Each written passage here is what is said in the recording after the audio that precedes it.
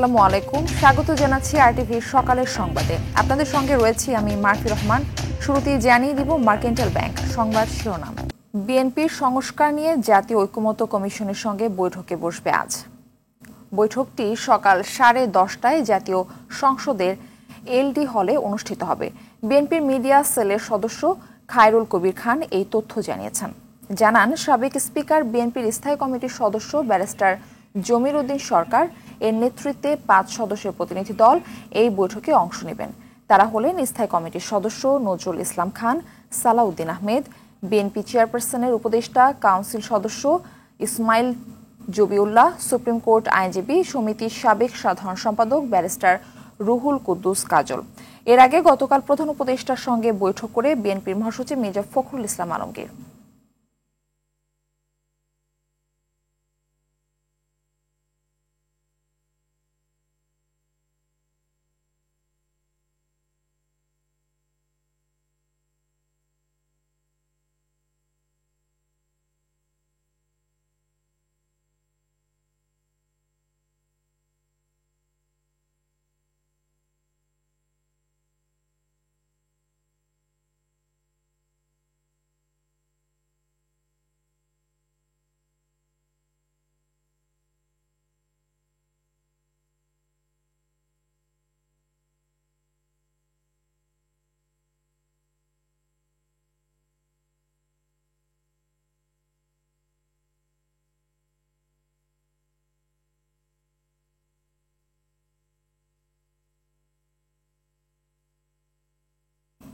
দর্শক, জাতীয় সংসদ ভবনে রয়েছেন আমাদের সহকর্মী জাহিদ রহমান। আমরা সরাসরি চলে যাচ্ছি সেখানে।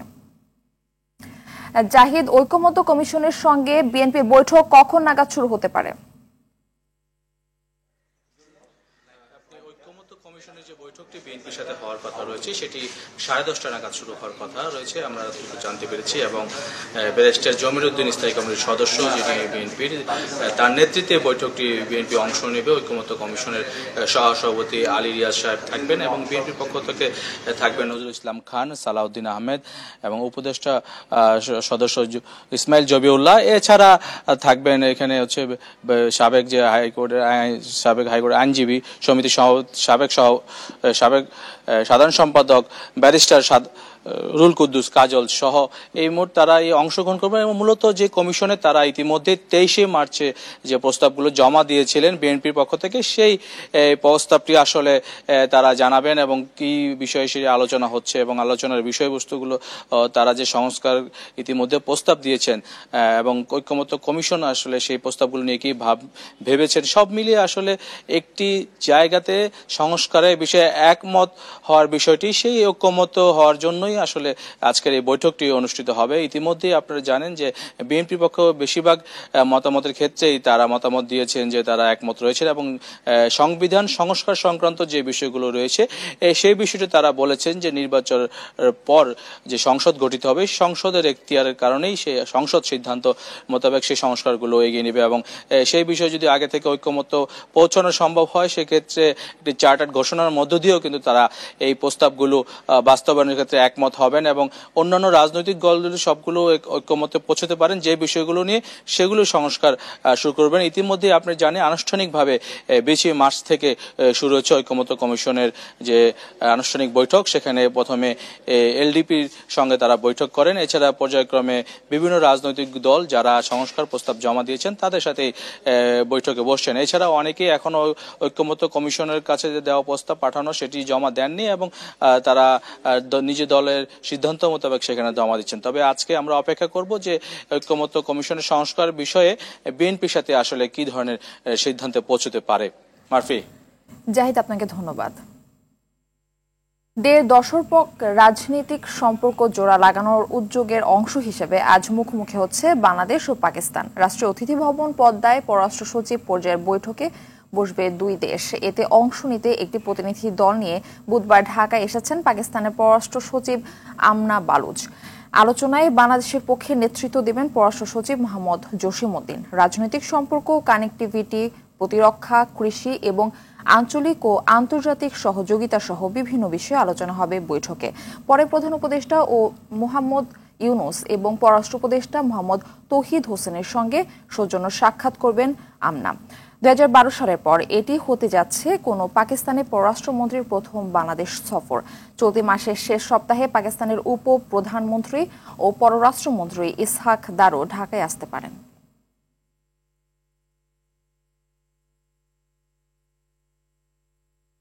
প্রধান উপদেষ্টার হস্তক্ষেপ এবং শিক্ষা উপদেষ্টার আহ্বানে আজ বৈঠকে বসার ঘোষণা দিয়েছে পলিটেকনিক ইনস্টিটিউটের আন্দোলনরত শিক্ষার্থীরা।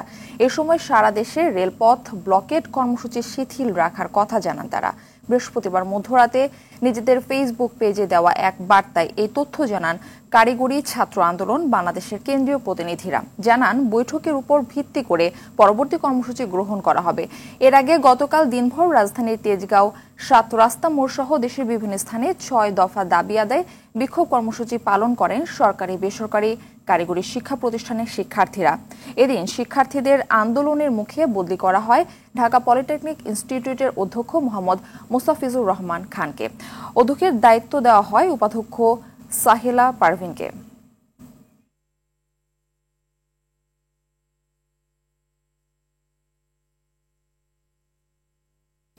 রাজধানীর 7 রাস্তা মোড়ে আছেন সহকর্মী দীপন দেওয়ান, সেখান থেকে আমাদের সঙ্গে সরাসরি তিনি যুক্ত হচ্ছেন। দীপন, কারিগরি শিক্ষার্থীদের কর্মসূচির বিষয়ে সবশেষ কি কি তথ্য আপনার কাছে রয়েছে জানাবেন।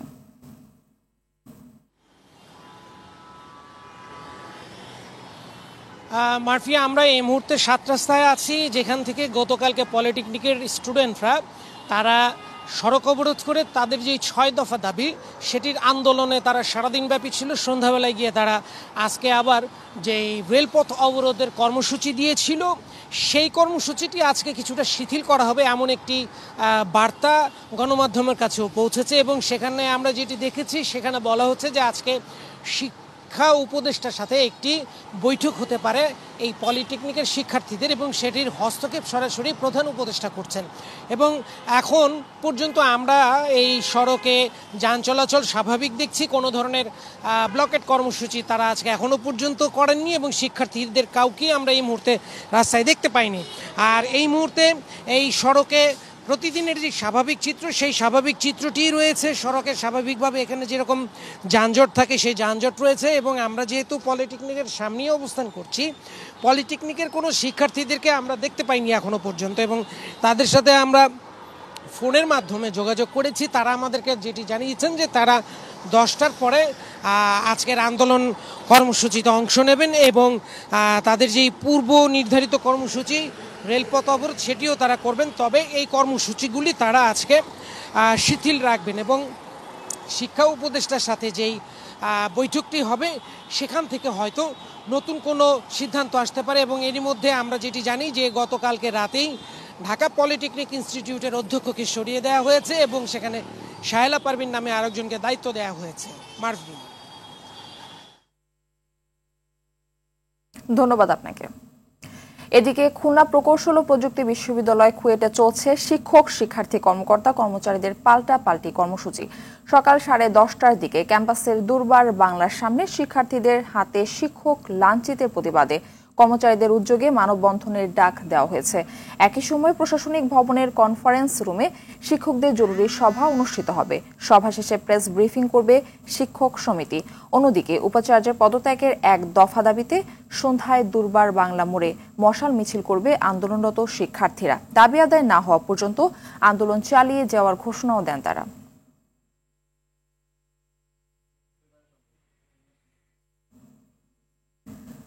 ঢাকা বিশ্ববিদ্যালয় কেন্দ্রীয় ছাত্র সংসদ ডাকসু নির্বাচনের রোডম্যাপ প্রকাশ করেছে বিশ্ববিদ্যালয় কর্তৃপক্ষ। মঙ্গলবার প্রকাশিত ওই রোডম্যাপে মে মাসের প্রথমার্ধে কমিশন গঠন ও মাঝামাঝি সময়ে ভোটার তালিকা চূড়ান্তের কথা বলা হয়েছে, কিন্তু নির্বাচনের তারিখ কবে ঘোষণা করা হবে তা রোডম্যাপে নেই। এর ফলে ক্ষোভ ও শঙ্কা জানিয়েছে ছাত্র সংগঠনগুলো। তবে জাতীয় নির্বাচনের আগে ডাকসুর মতো ছাত্র সংসদ নির্বাচন হলে গণতন্ত্রের ধারা ফেরাতে গুরুত্বপূর্ণ ভূমিকা রাখতে পারে বলে মত দেন ডাকসুর সাবেক ভিপি নুরুল হক নূর। আরও জানাচ্ছেন জিএম মাহমুদ। ঢাকা বিশ্ববিদ্যালয় কেন্দ্রীয় ছাত্র সংসদ ডাকসু বাংলাদেশের গণতান্ত্রিক চেতনা ও স্বাধিকার আন্দোলনের অন্যতম সূতিকাগার। গণতান্ত্রিক বাংলাদেশ গঠনে ভূমিকা রাখা এই ছাত্র সংসদ দীর্ঘ 28 বছর অচল থাকার পর 2019 সালে নির্বাচনের মধ্য দিয়ে সচল হয়। এরপর প্রায় 6 বছর পেরিয়ে গেছে। এখন আবার আলোচনায় ডাকসু নির্বাচন। অভ্যুত্থান পরবর্তী শিক্ষার্থীদের আকাঙ্ক্ষার প্রেক্ষিতে ডাকসু নির্বাচন নিয়ে মঙ্গলবার রোডম্যাপ প্রকাশ করে ঢাকা বিশ্ববিদ্যালয় প্রশাসন, যেখানে মে মাসের প্রথমার্ধে নির্বাচন কমিশন গঠন এবং মাসের মাঝামাঝি সময়ে ভোটার তালিকা প্রস্তুতের কথা বলা হয়। কিন্তু দিন তারিখ নিয়ে সুনির্দিষ্ট কিছু বলা হয়নি, যা নিয়ে ক্ষোভ ছাত্র সংগঠনগুলোর। অন্য যে কোনো সংগঠন থেকে এখনো পর্যন্ত ডাকসু নির্বাচন করার জন্য বাংলাদেশ জাতীয়তাবাদী ছাত্রদল এগিয়ে। পরিবেশের দোহাই দিয়ে, সিকিউরিটির দোহাই দিয়ে ডাকসু নির্বাচন পিছিয়ে দিয়ে ছাত্রদেরকে আরও একবার বঞ্চিত করার এই পায়তারা চলবে না। আমরা আশাবাদী যে খুব শীঘ্রই নির্বাচনটা হবে এবং খুব সুষ্ঠু এবং সুন্দর পরিবেশের মাধ্যমে হবে। প্রত্যেক ছাত্র সংগঠনেরই যেমন চাওয়া সুন্দর ও সুষ্ঠু ডাকসু নির্বাচন, তেমনি সাধারণ শিক্ষার্থীরাও চান রাজনৈতিক লেজুর বৃত্তির বাইরে অংশগ্রহণমূলক নির্দলীয় ডাকসু নির্বাচন। শিক্ষার্থীরা চাচ্ছে যে ডাকসুটা তাড়াতাড়ি হলে একটা ক্লিন নির্বাচন হতে পারে। বিশ্ববিদ্যালয় কর্তৃপক্ষ জানান, জুলাই অভ্যুত্থানের আকাঙ্ক্ষা এবং শিক্ষার্থীদের আগ্রহ থেকেই তারা নির্বাচন আয়োজন করছেন, কোনো গোষ্ঠীর চাপে নয়। এটি ঢাকা বিশ্ববিদ্যালয়ের সমস্ত অংশীজনের বিষয়, এক অর্থে এটা জাতির বিষয়। এটা গুরুত্ব বিবেচনা করে সবাই যখন সহযোগিতা করে এক জায়গায় হব, তখন আমরা বলি। শতবর্ষী এই বিশ্ববিদ্যালয়ে এখন পর্যন্ত 37 বার ছাত্র সংসদ নির্বাচন হয়েছে, যার মধ্যে মাত্র 8 বার হয়েছে স্বাধীন বাংলাদেশে। সবশেষ অনুষ্ঠিত নির্বাচনের মেয়াদও পেরিয়ে গেছে আরও 5 বছর আগে। তাই ডাকসু আবার সচল হবে এবং প্রশাসনে নিশ্চিত হবে ছাত্র প্রতিনিধিত্ব, এমনটাই প্রত্যাশা শিক্ষার্থী সহ সংশ্লিষ্ট সবার। GM Mahmud, RTV, Dhaka. ভুয়া মুক্তিযোদ্ধাদের চিহ্নিত করে তালিকা থেকে বাদ দেওয়ার উদ্যোগ নেওয়া হয়েছে বলে জানিয়েছেন মুক্তিযুদ্ধ বিষয়ক মন্ত্রণালয়ের উপদেষ্টা ফারুক ই আজম। সকালে মেহেরপুরের বৈদ্যনাথ তলা গ্রামের আম্রকাননে জাতীয় পতাকা উত্তোলন এবং স্মৃতিসৌধে পুষ্পার্ঘ্য অর্পণ করেন। শেষে তিনি এই কথা বলেন। জেলা প্রশাসক সিফাত মেহনাজ, পুলিশ সুপার মাকসুদা আক্তার খান সহ বিভিন্ন শ্রেণী পেশার মানুষ এ সময় উপস্থিত ছিলেন। ৭১-এর এই দিনে স্বাধীন বাংলাদেশ সরকারের শপথ গ্রহণের মধ্য দিয়ে মুক্তিযুদ্ধ ও সরকার পরিচালনার প্রাতিষ্ঠানিক রূপ পায়। এই দিনে জেলার বৈদ্যনাথ তলা গ্রামের আম্রকাননে স্বাধীন বাংলাদেশের প্রথম অস্থায়ী সরকার আনুষ্ঠানিকভাবে শপথ গ্রহণ করেন।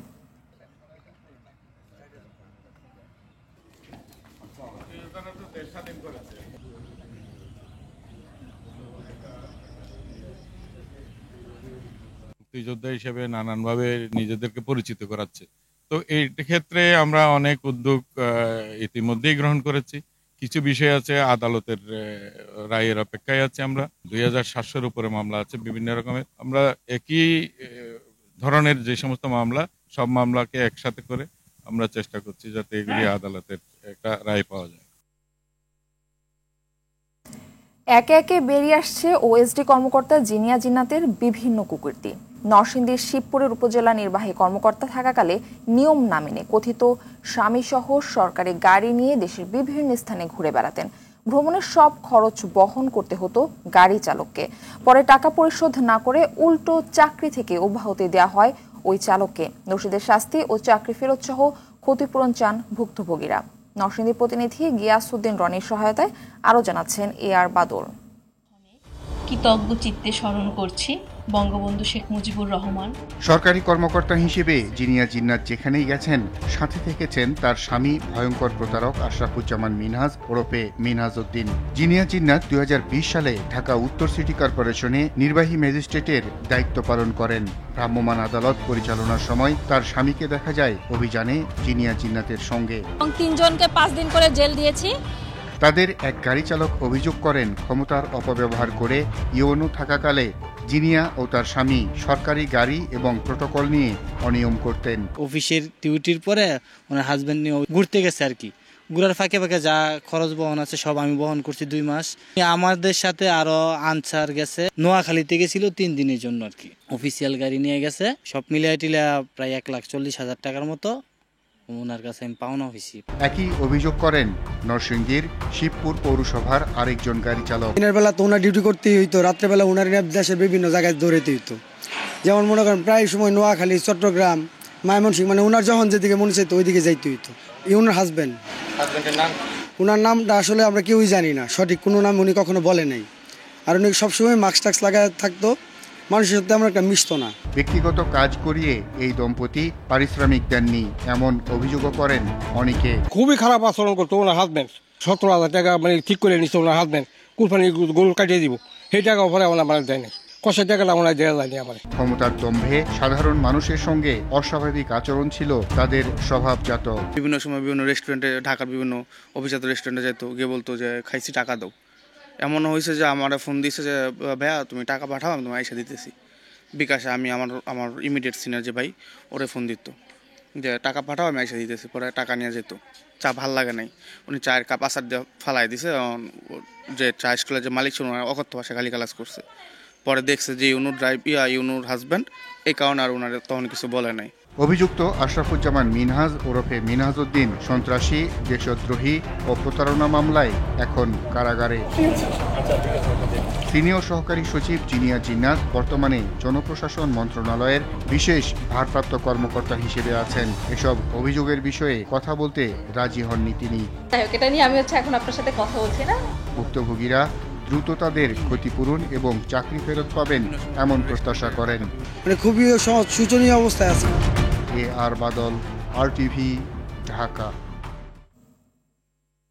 ঢাকা সহ দেশের 12টি অঞ্চলের উপর দিয়ে দুপুরের মধ্যে ঝড় বয়ে যেতে পারে। দেশের অভ্যন্তরীণ নদী বন্দরগুলোর জন্য আবহাওয়ার পূর্বাভাসে এই তথ্য জানা যায়।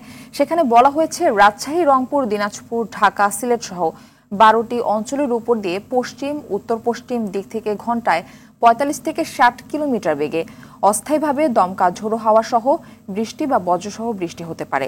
এসব এলাকা নদী বন্দরগুলোকে 1 নম্বর সতর্ক সংকেত দেখাতে বলা হয়েছে। এদিকে বুধবার আবহাওয়া অধিদপ্তরের সর্বশেষ বিজ্ঞপ্তিতে বলা হয়েছে বৃহস্পতিবার রংপুর, রাজশাহী, ময়মনসিংহ, ঢাকা, খুলনা ও বরিশাল বিভাগের কিছু কিছু জায়গায় এবং চট্টগ্রাম ও সিলেট বিভাগের 2-1 জায়গায় অস্থায়ীভাবে দমকা হাওয়া সহ বৃষ্টি ও বজ্রসহ বৃষ্টির সম্ভাবনা রয়েছে। বৃষ্টির আশঙ্কায় সুনামগঞ্জের হাওরে চলছে বোরো ধান কাটা। জেলার 137টি হাওরে এবছর 2,23,502 হেক্টর জমিতে বোরো ধানের চাষ হয়েছে।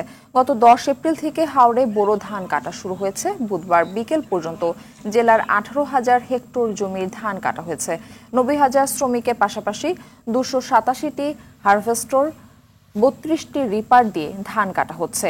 ভারী বৃষ্টির আশঙ্কায় কৃষকদের ধান কাটার জন্য অনুরোধ জানিয়েছেন জেলা কৃষি বিভাগ।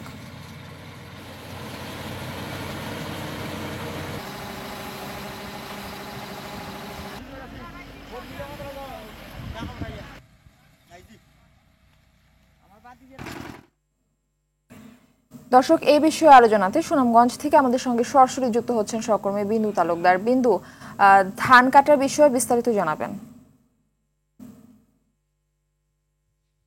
ধন্যবাদ মারফি। যেমনটা বলছিলেন, আবহাওয়ার পূর্বাভাস অনুযায়ী সুনামগঞ্জের আশপাশ এলাকায় এবং সুনামগঞ্জ হাওর অঞ্চলে আকাশ মেঘাচ্ছন্ন দেখাচ্ছে। গতকাল থেকেই গুড়ি গুড়ি বৃষ্টি হচ্ছে। ইতিমধ্যে হাওরের ধান কাটার বিষয়ে সুনামগঞ্জ জেলা প্রশাসন, কৃষি বিভাগ, পানি উন্নয়ন বোর্ড একটি সভা করেছেন। ধান কাটার বিষয়ে তারা স্থানীয় কৃষকদেরকে সচেতন করার জন্য তাগিদ দিয়েছেন। পানি উন্নয়ন বোর্ডের নির্বাহী প্রকৌশলী আমাদেরকে যেমনটা জানিয়েছেন, আবহাওয়ার পূর্বাভাস অনুযায়ী সুনামগঞ্জে বৃষ্টিপাত হতে পারে এবং সুনামগঞ্জের পার্শ্ববর্তী ভারতের মেঘালয় এবং চেরাপুঞ্জিতে বৃষ্টিপাতের কারণে সুনামগঞ্জের নদ নদীর পানি বাড়তে পারে, যার কারণে যাতে হাওরে ফাঁকা ধান না থাকে সেই জন্য কৃষকদেরকে তাগিদ দেওয়া হচ্ছে ধান কাটার জন্য। আমরা একটু দেখাতে চাই একটি দেখার হাওরের অংশ। এখানে কৃষকরা ধান কাটছেন। কৃষকদের সাথে আমরা কথা বলেছি। কৃষকরা যেমনটা জানিয়েছেন, ধান কাটা শুরু হয়েছে, তবে পুরোপুরি ধান পাকতে আরও সপ্তাহখানেক লাগবে। তবে যেহেতু জেলা প্রশাসন, উপজেলা প্রশাসন, কৃষি বিভাগ, পানি উন্নয়ন বোর্ড কৃষকদেরকে অনুরোধ করছেন হাওরে যাতে পাকা ধান না থাকে, তাই তারা চেষ্টা করছেন। তবে কৃষকরা দাবি করছেন যে গতকাল থেকেই আসলে আকাশ মেঘাচ্ছন্ন, রোদ থাকছে না। কৃষকদের দাবি যেটা, যে বুড়ো ধান আসলে শুধু কাটলি হয় না, ধান কাটার সাথে সাথে মাড়াই জারাই শুকাতে হয়। যদি একসাথে বেশি ধান কাটা হয় তাহলে শুকাতে সমস্যা হবে। এবং অনেক কৃষক এও জানিয়েছেন যে হাওরের আসলে শতভাগ ধান এখনো পাকেনি, ধান আস্তে আস্তে পাকছে। যেহেতু কয়েকদিন ধরে বৃষ্টির হচ্ছে, গুড়ি গুড়ি রোদের দেখা মিলছে না, তাই ধান পাকতে একটু বিলম্ব হবে। তবে কৃষি বিভাগ যেমনটা আমাদেরকে জানিয়েছেন যে যেসব অঞ্চলের, যেসব হাওরের ধান 80% পাকা রয়েছে, সেসব ধান যেন কৃষকরা দ্রুত হাওর থেকে উঁচু এলাকায় তোলার চেষ্টা করেন বা গুলাই নেওয়ার চেষ্টা করেন। কৃষি বিভাগ আমাদেরকে আরেকটা তথ্য জানিয়েছেন যে সুনামগঞ্জে 90,000-এর মতো শ্রমিক কাস্তে দিয়ে ধান কাটছে, পাশাপাশি ধান কাটার যন্ত্র হারভেস্টার দিয়ে ধান কাটা হচ্ছে, রিপার দিয়ে ধান কাটা হচ্ছে। আর জেলা প্রশাসন আমাদেরকে গতকালকে যেমনটি জানিয়েছেন যে ধান কাটার বিষয়ে কৃষকদের সচেতন করতে স্থানীয় উপজেলা প্রশাসন এবং স্থানীয় জনপ্রতিনিধিরা এলাকায় সবাইকে অনুরোধ করছেন। এবং আমরা দু এক জায়গায় কথা বলছি, পানি উন্নয়ন বোর্ডের নির্বাহী প্রকৌশলী যেমনটা বলছেন যে স্থানীয়ভাবে যারা পানি উন্নয়ন বোর্ডে কাজ করেন, উপসহকারী প্রকৌশলী শাখা কর্মকর্তা, তারা মাঠ পর্যায়ে রয়েছেন এবং কৃষি বিভাগের যারা উপসহকারী প্রকৌশলী রয়েছে তারাও মাঠ পর্যায়ে রয়েছেন। কৃষকদেরকে অনুরোধ করছেন যাতে হাওরে পাকা ধান না থাকে। তবে কৃষকরা যেমনটা জানিয়েছেন যে এইভাবে যদি বৃষ্টি পড়ে এবং রোদের দেখা না মিলে তাহলে ধান পাকতে একটু বিলম্ব হবে এবং আরো 1 সপ্তাহ পরে পুরোপুরি হাওরে ধান কাটা শুরু হবে। ধন্যবাদ আপনাকে। আইডিএলসি পরিবর্তনের পথে বাংলাদেশ। বাংলাদেশ সরকার এলডিসি থেকে উত্তরণ প্রক্রিয়া তদারকির জন্য Japan external trade organization JETRO বা United States trade representative USTR এর মতো একটি স্থায়ী ট্রেড বডি গঠনের সিদ্ধান্ত নিয়েছে। প্রধান উপদেষ্টা ডক্টর ইউনূসের সভাপতিত্বে অনুষ্ঠিত এলডিসি উত্তরণ বিষয়ক উচ্চ পর্যায়ের বৈঠকে এই সিদ্ধান্ত নেওয়া হয়েছে। এতে অভিজ্ঞ পেশাজীবীদের একটি দল অন্তর্ভুক্ত থাকবে যারা দেশের বাণিজ্য চুক্তি বিষয়ক আলোচনা পরিচালনা করবে। এই বডিতে শুধু সরকারি কর্মকর্তা থাকবেন না, বিদেশে অবস্থিত অভিজ্ঞ বাংলাদেশি কিংবা বেসরকারি খাতে যারা অভিজ্ঞ আছেন তাদেরও নিয়োগ দেওয়া হবে। যেসব খাতের ব্যবসায়ীরা এলডিসি গ্র্যাজুয়েশনের কারণে ক্ষতির আশঙ্কা করছে তাদের মধ্য থেকে অভিজ্ঞদের এই বডিতে রাখা হবে। বর্তমানে বাণিজ্য ও পররাষ্ট্র মন্ত্রণালয়ের কর্মকর্তারা বাণিজ্য আলোচনার দায়িত্ব পালন করছেন, কিন্তু 2-3 বছর পরপর তাদের বদলি করা হয়। নতুন সংস্থার সদস্যরা বদলির আওতায় থাকবেন না। ইতিমধ্যে এই সংস্থার জন্য উপযুক্ত ব্যক্তি বাছাইয়ের কাজ শুরু হয়েছে বলে জানিয়েছে প্রধান উপদেষ্টার কার্যালয়।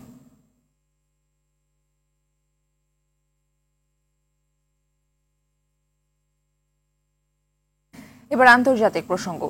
ওয়াকফ আইন নিয়ে কেন্দ্রীয় সরকারের কাছে কঠিন কিছু প্রশ্ন ছুড়ে দিয়েছেন ভারতের সুপ্রিম কোর্ট। বুধবার দেশটির সর্বোচ্চ এই আদালতে এই আইনের বিরুদ্ধে 73টি পিটিশনের শুনানি হয়।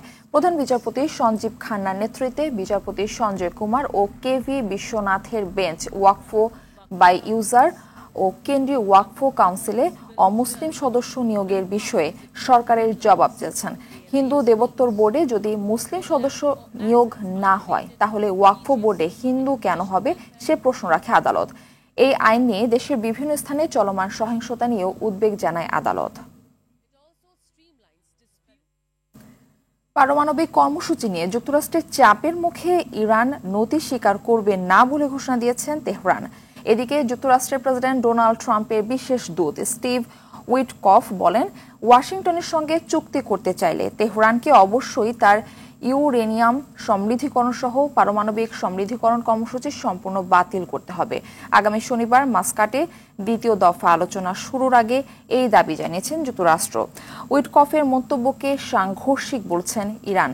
ইউরেনিয়াম সমৃদ্ধিকরণ কর্মসূচি নিয়ে আলোচনা করা যাবে না বলে দিয়েছেন ইরান। ফিলিস্তিনের গাজায় ইসরায়েলের হামলায় অন্তত 35 জন নিহত হয়েছেন। যুদ্ধবিরতির পর নতুন করে ইসরায়েলি বাহিনীর হামলায় 5 লাখেরও বেশি মানুষ বাস্তুচ্যুত হয়েছে। এক প্রতিবেদনে এই তথ্য জানায় আল জাজিরা। এদিকে ফিলিস্তিনের অবরুদ্ধ গাজা ভূখণ্ডে স্থায়ীভাবে দখলের বিষয়ে ইসরায়েলকে সতর্ক করে দিয়েছে জার্মানি। মূলত ইসরায়েলি প্রতিরক্ষামন্ত্রী ইসরায়েল কাটোজ গাজার তথাকথিত নিরাপত্তা অঞ্চলে অনির্দিষ্টকালের জন্য অবস্থান করার কথা বলার পর জার্মানি ইসরায়েলকে সতর্ক করে দিল।